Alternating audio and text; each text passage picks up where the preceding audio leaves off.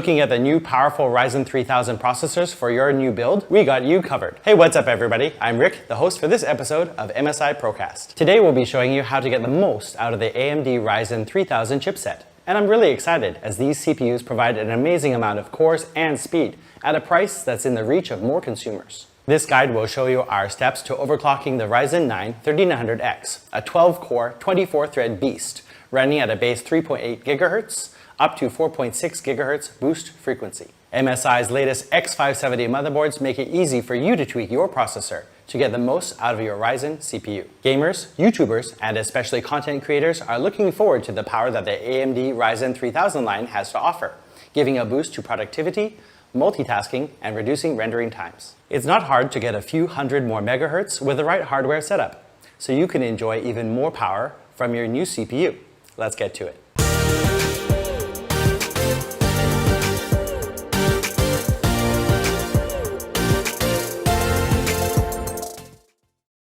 Before we start, we'll remind you that while most motherboards and CPUs have power protection and thermal throttling to shut down before damage occurs, we are pushing the CPU beyond its normal operational settings. Following our steps should be safe, but you do so at your own risk. Overclocking requires tuning the voltage for the CPU, called V-core, and although we'll do it safely, too much V-core can fry your shiny new CPU and possibly motherboard also. To give you an idea, even a 0.5 volt increase is a lot. We're not going to attempt to beat records today, so you too should be able to do this safely. And please do tell us about your overclocking experience and your benchmark runs in the comments below.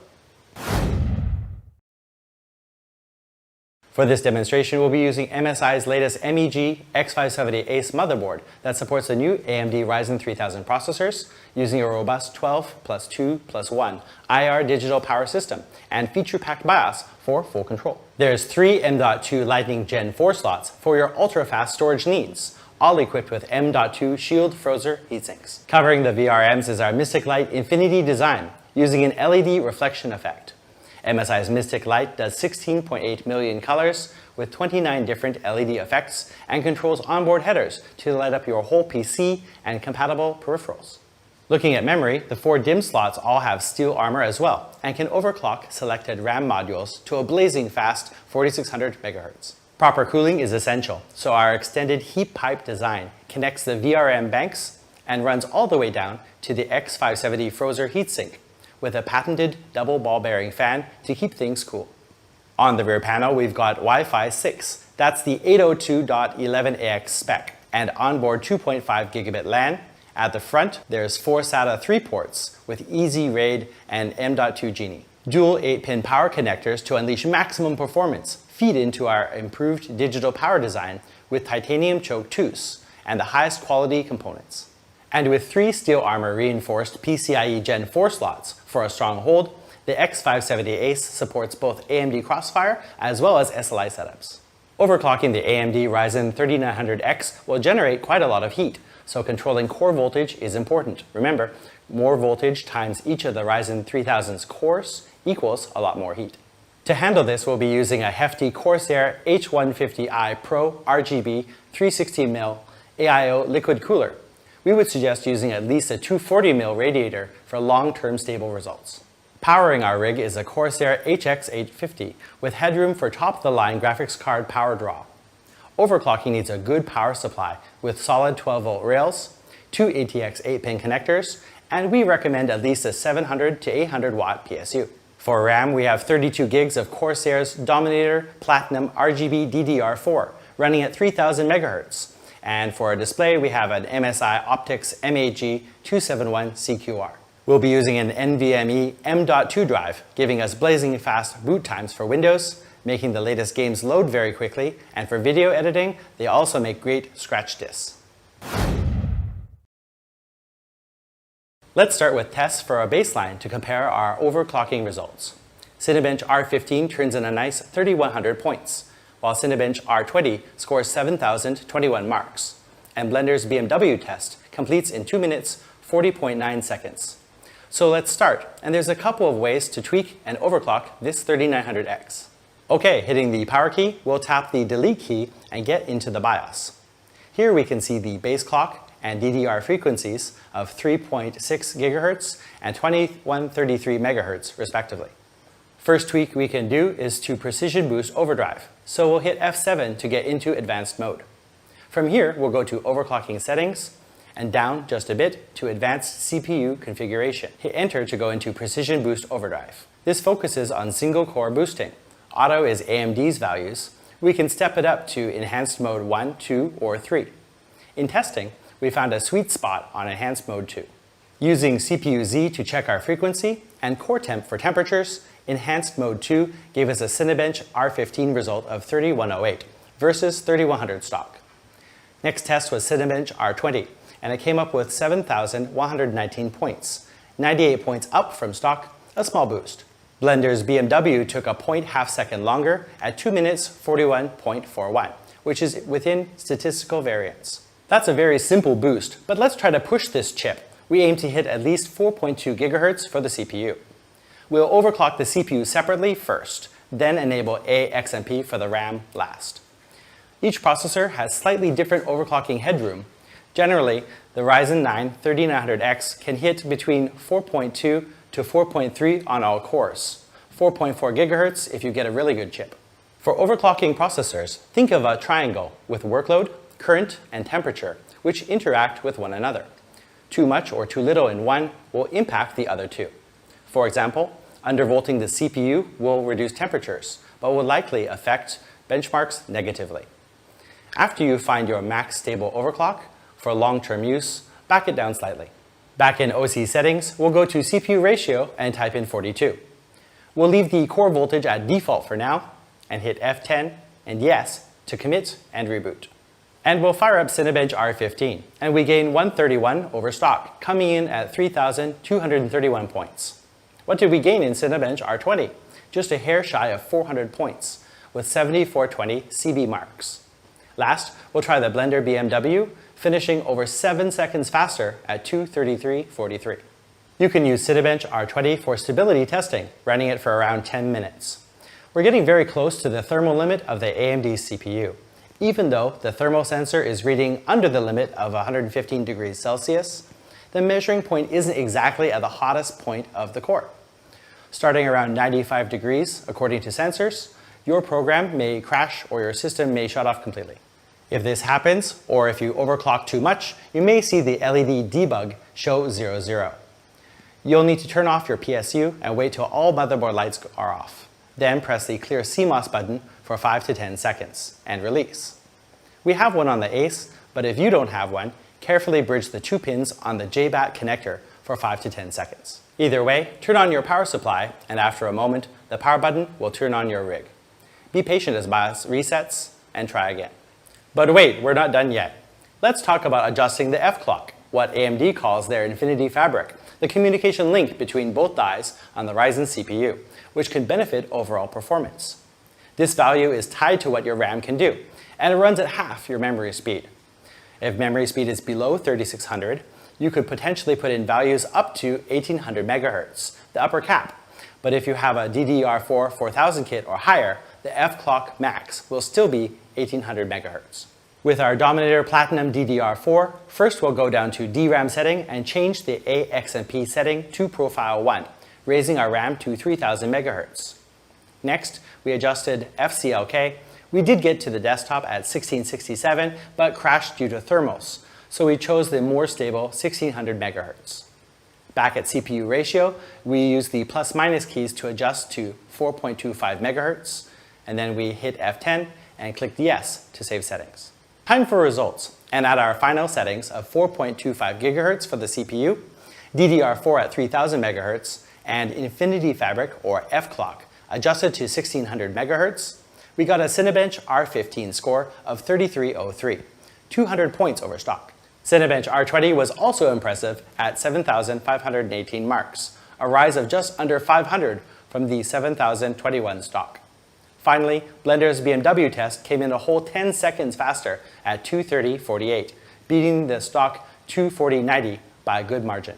If you want to see more CPU specs, you can also grab the Ryzen Master software from AMD's downloads, which will give you more insight as to how the chip is drawing power under load. By the way, the postcode LEDs are useful for determining when to hit delete to enter BIOS.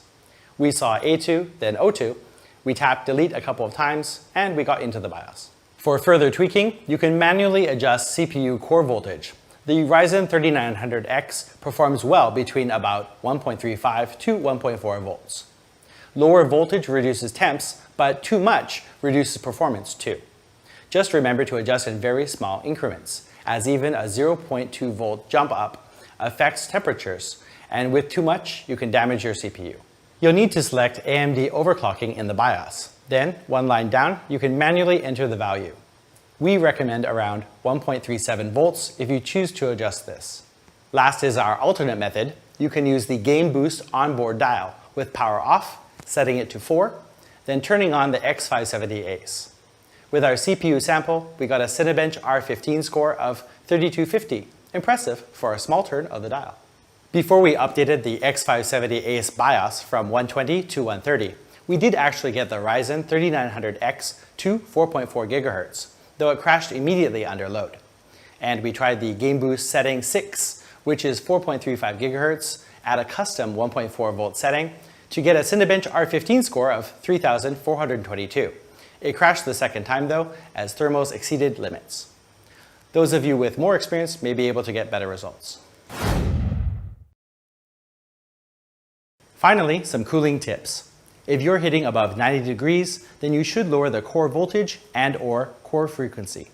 The H150i uses Corsair Link to monitor the fan speed, and we can choose the fan profile performance.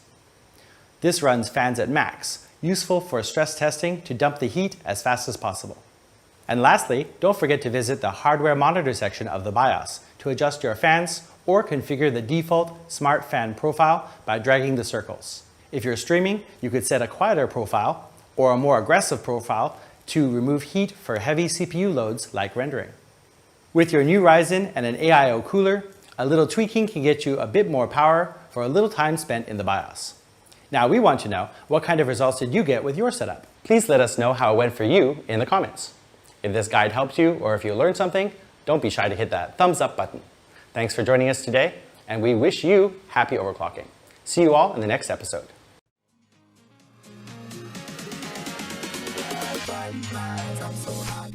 Hey, what's up everybody? I'm Rick, the host in this new episode of MSI Procast. Today, I'm really excited to present our guide on how to overclock your Intel i9-9900K processor. As a feature of this 8-core, 16-thread beast is the ability to easily overclock it to 5 GHz. MSI's new Z390 motherboards can easily achieve 5 GHz speeds and more, with just a little tweaking to squeeze out more performance. Lots of gamers who stream, YouTubers, and especially video editors like myself are eyeing the potential power of the new Intel i9 processor for their gaming and productivity. And it's actually not hard to hit 5 GHz with the right hardware and components. So you too can get a great boost to your CPU's power.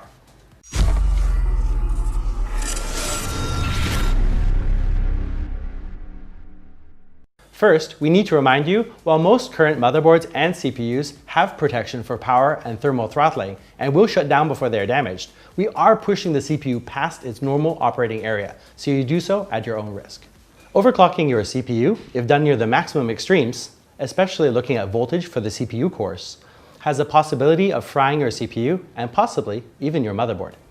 Even a 0.5 volt increase can be a lot, to give you an idea.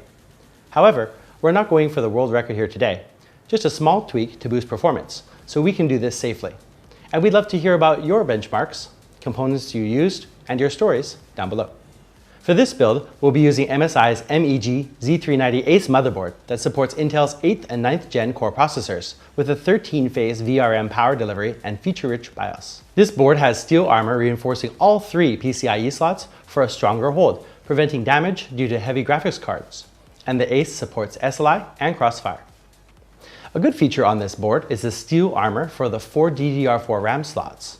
And with DDR4 Boost 2, it can overclock up to 4500 MHz with selected modules.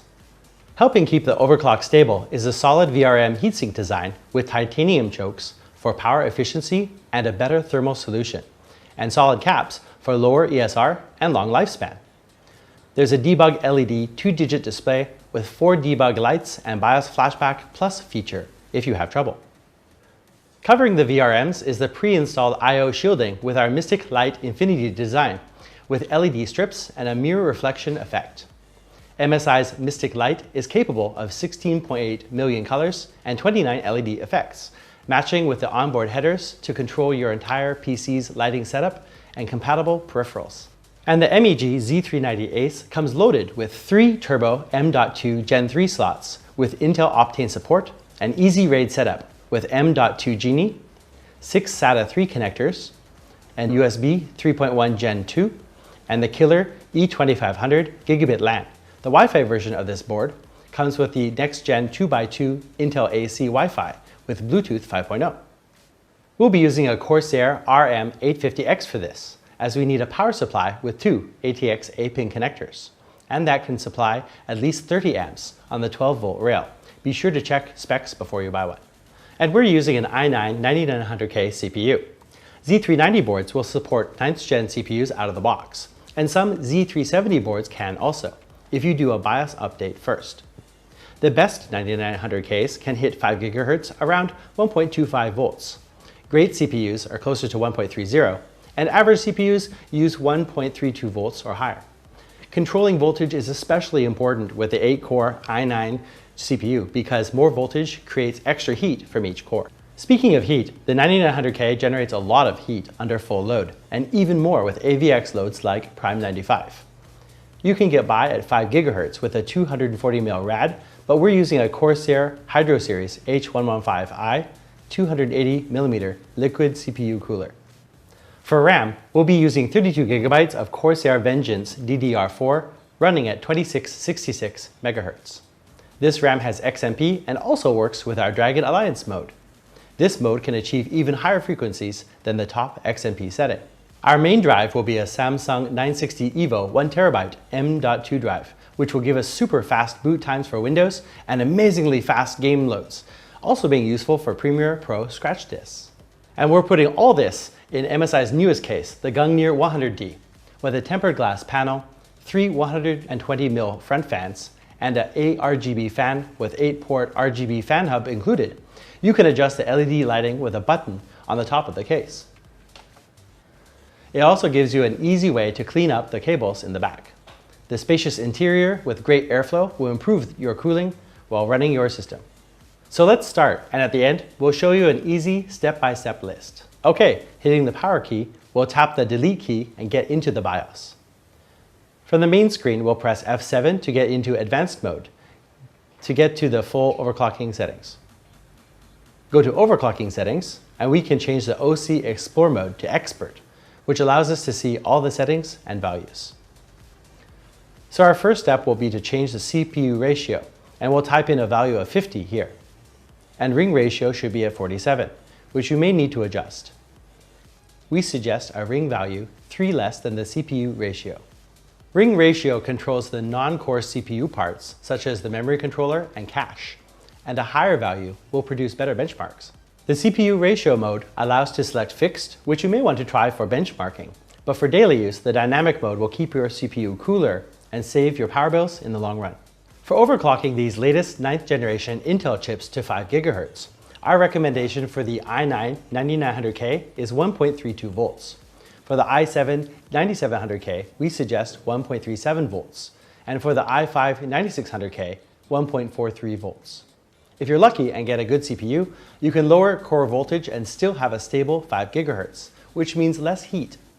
If you're increasing voltage, add small increments like 0.02 or 0.03 for the adjustment, lowering or increasing core voltage to find the best settings for your chip. The good news is that the core voltage auto mode works pretty well, with MSI's BIOS determining the recommended voltage based on your CPU's capability.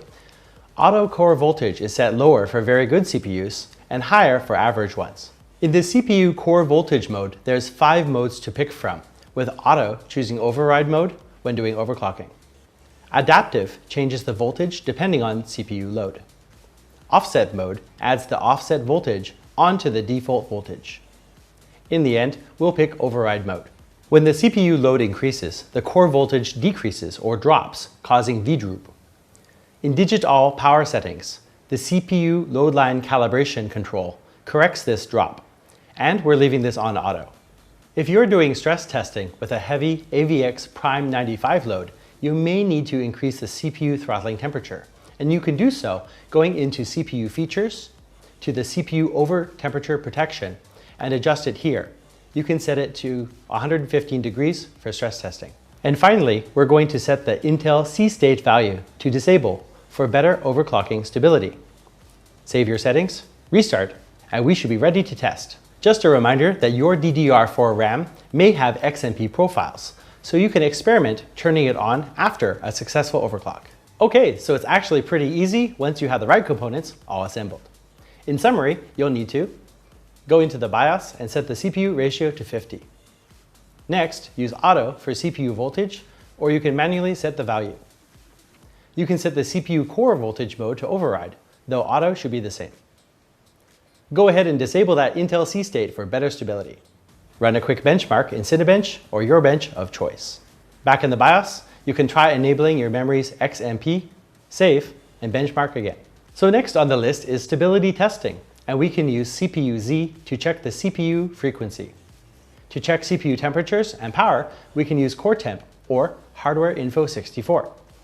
For a live graph readout of your Intel CPU, Intel has their own excellent Extreme Tuning utility, which has a stress test, as well as indicators for thermal and voltage throttling. Our first test will be running Cinebench R15 for a primary stability test.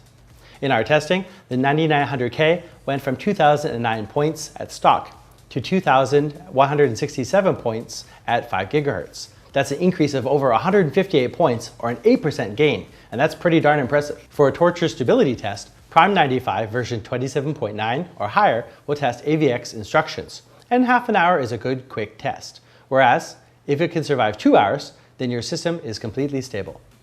If you don't want to push it to the max, then a test with version 26.6 non-AVX will be fine too.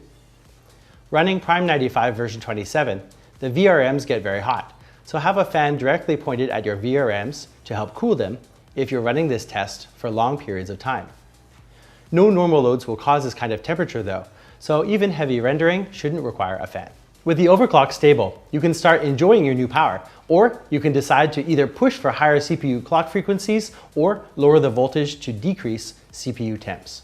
If it's not stable, try increasing core voltage little by little, or lowering the CPU frequency. If you're hitting above 90 degrees in Intel's XTU stress test, then you should lower the core voltage.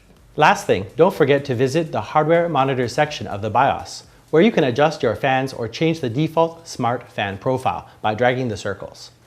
This way, you can set a quieter profile for streaming or 4K gaming, and a more aggressive fan profile to kick on and take out the heat when you start your rendering. So with some component pre-planning and assembly, you can hit the 5 GHz Mark II, with just a little tweaking in the BIOS, and squeeze a good amount of extra power out of the nice shiny CPU you just got. Now we want to know, what kind of results did you get with your setup? Did you encounter problems or great results you want to share? Please let us know how it went for you in the comments, and let us know of any ideas you have for upcoming episodes. If this guide helped you or you learned something, don't be shy to hit that thumbs up button, or please tell us what we missed to improve for next time. Thanks for joining us today, and we wish you happy overclocking. See you all in the next episode.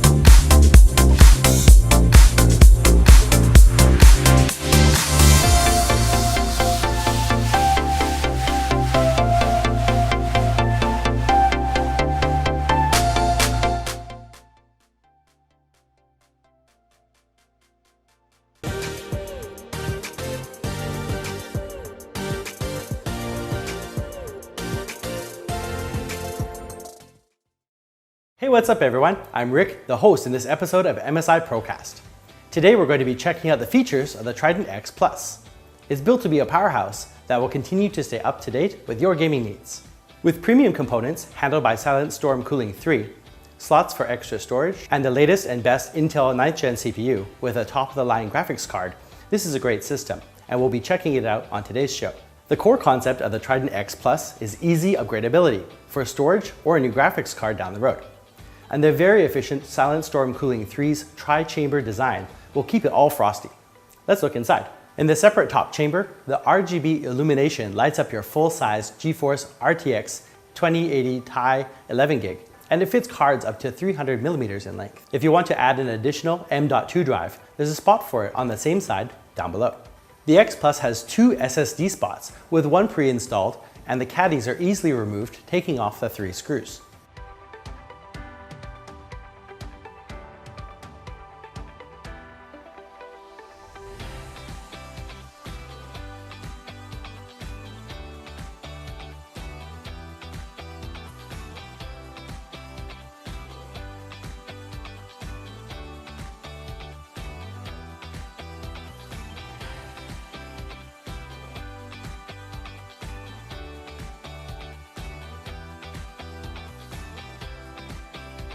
Heat from the GPU comes up and out of the top grille, a combination slat and mesh design with lighting visible. To upgrade your graphics card, just unscrew the top panel for easy access to the card's screws and power. After unscrewing the rear of the graphics card and 2 stabilizing clips to hold the card securely during transport to LAN parties, a flat head screwdriver will lift the PCI tab and the card comes out easily, so you can keep up with the hottest new games. To power the GPU and Core i9, the 650-watt power supply is in its own Silent Storm Cooling 3 chamber. Installing the pegs for the tempered glass takes just a moment, and the magnetic latches make for easy access and cleaning. The power supply, graphics card, and CPU all reside in different chambers, having their own intake and exhaust. This prevents heat transfer and leads to more efficient cooling. And the Trident X Plus comes with the latest Intel Core i9 9900K on a Z390 board with this eye-grabbing, powerful RGB fan. 2 sticks of DDR4 2666 8GB RAM come installed, 16 gigs total, beside the CPU. The pre-installed M.2 is above. No Ethernet cable? No problem, as there's Intel's dual-band wireless AC built in. With an MSI monitor, you can connect a USB cable and control the RGB accents with Mystic Light. With the ability to take on the most demanding games and power out excellent frame rates, MSI's Trident X Plus will deliver the experience you want today and is easy to upgrade for your future needs. We also have a Trident X version with a Z370 chipset and a Trident A with a B360 chipset available. Please check MSI's website for details. Now we want to know, what kind of components do you want with your new setup? And what features of the Trident X Plus attract you the most? Please let us know in the comments and let us know of any ideas you have for upcoming episodes. If this guide helped you or if you learned something, don't be shy to hit that thumbs up button. Or please tell us what we missed to improve for next time. Thanks for joining us today, and happy gaming. See you all in the next episode.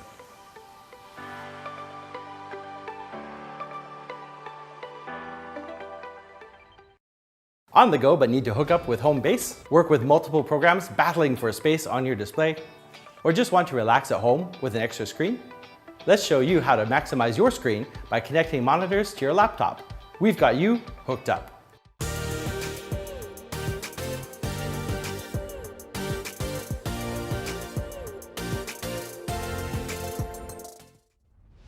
Hey, what's up everybody? I'm Rick, the host in this episode of MSI Procast. Using dual monitors is pretty simple for PCs, but for a laptop, it's actually not that easy. Today, we'll give you some tips and tricks on how to connect your laptop to 2 monitors and help you increase your real estate quickly. Before we start, be sure to check if your graphics card supports multiple monitors. You can check it on the official website for the specifications. So first of all, you'll need to check the ports on your laptop to determine which type of cables you need. Most laptops come with HDMI out as standard, and additionally, USB Type-C, DisplayPort, or Mini DisplayPort. As more electronics switch to USB Type-C ports, some of them support video output through Thunderbolt. It's usually marked with a little lightning bolt. Check the specifications of your laptop to see if it's supported. Once you've confirmed your ports and cables, you're good to go for the next step, connecting the monitor. Here we'll be using MSI's GS75 Stealth 8SG, which comes with one HDMI out and a Thunderbolt USB-C port equipped with Intel Core i7 processor and an RTX 2080 8GB GDDR6 video card. For the monitor, we'll be using MSI's Optix MAG 271 CQR display, a 27-inch monitor with QHD 1440p resolution. Also, it features 144Hz refresh rate, 1 millisecond response time, and a viewing angle of 178 degrees. On the back, they each have one DisplayPort and two HDMI inputs. By the way, DisplayPort and HDMI carry video differently, but the end result has identical quality, with DisplayPort having a slightly higher max data capability. So to connect dual monitors to this laptop, we can use a USB-C to DisplayPort cable or a USB-C to HDMI adapter, which is what we have here, pretty small. And with just one cable, it also hooks up extra USB devices. We suggest USB-C 4K 60Hz adapters. They're new and better future-proofed, and will support our 1440p resolution. Okay, so the first monitor is simple. We'll notice the shape and line up the HDMI connector and plug it into the side of the laptop. And run the cable to the monitor and match it up and insert it into the back. As you can see, the monitor is connected and it's mirrored to your laptop screen. For the second monitor, we'll plug in the USB-C to HDMI multi-port adapter and plug a second HDMI cable in here and also connect it to the second monitor's HDMI port. From here, you can check that your monitor is set to its native resolution for the sharpest results. You can do this by right-clicking on Empty Desktop and selecting Display Settings, or you can search for it too. In Display Settings, it will display Recommended beside the correct choice, and we'll select 2560 by 1440p. You can also go into the NVIDIA or AMD control panel and change it there. It may say Native instead of Recommended, so choose that option. We can press Windows plus P together to switch between 4 display modes. PC screen only, the original computer screen is active. Duplicate, the 2 screens show the same thing. Extend, the 2 screens act as one large display. Or second screen only the external monitor is active. Usually we'll pick Extend to add more working space to our setup. For the next scenario, we have a different laptop that has HDMI, as well as a mini DisplayPort out. Use a mini DisplayPort to DisplayPort cable here.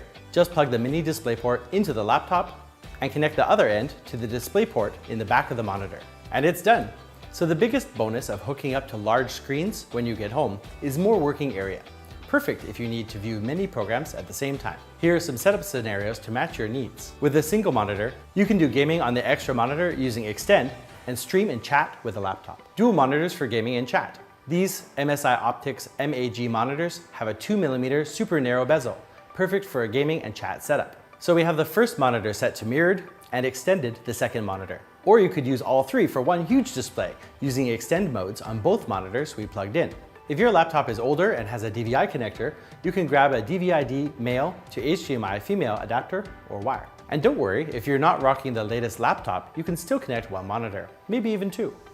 If you have USB 3.0, there are USB to HDMI adapters, which support 1080p displays. Note that it must be an adapter, not just a wire. HDMI or DisplayPort out to your monitor is easy enough. So here's a quick rundown of laptop video out possibilities. A Thunderbolt USB-C port to a DisplayPort or HDMI adapter. A mini DisplayPort to DisplayPort cable. An active type DisplayPort to HDMI adapter. For older connections, DVI-D to HDMI or HDMI to DVI is the only connector which is reversible, but it supports 1080p. And DVI doesn't carry audio, which HDMI does. On to our Gaming OSD 2.0 interface. Choosing MSI monitors, you can control functions directly from Gaming OSD when you have the monitor's USB cable connected. Just grab the software from the product page and install it. Launch the app and proceed to customize your display. New in Gaming OSD 2.0 is a split window feature where you can pick which monitor you want to control. Great for configuring your support screen while you've got a game running full screen on the other. Pick your monitor from the drop-down menu, then you can click on Opened Windows to assign them a number. Choose your layout and then click Apply. Boom, done. When you're all done, you can sit back and enjoy all your new space. With a wide variety of inexpensive displays up to full gaming monitors, it's easy to expand your workspace and make multitasking easy and accessible. Just check your laptop first, and you too can benefit from the extra room with an adapter and a couple of cables. Now we want to know, are you considering a multi-monitor setup? What kind of arrangement works for your productivity or gaming? Please let us know how it went for you in the comments, and let us know of any ideas you have for upcoming episodes. If this guide helped you or you learned something, don't be shy to hit that thumbs up button. And don't forget to subscribe to MSI's gaming channel. Thanks for joining us today, and see you all in the next episode.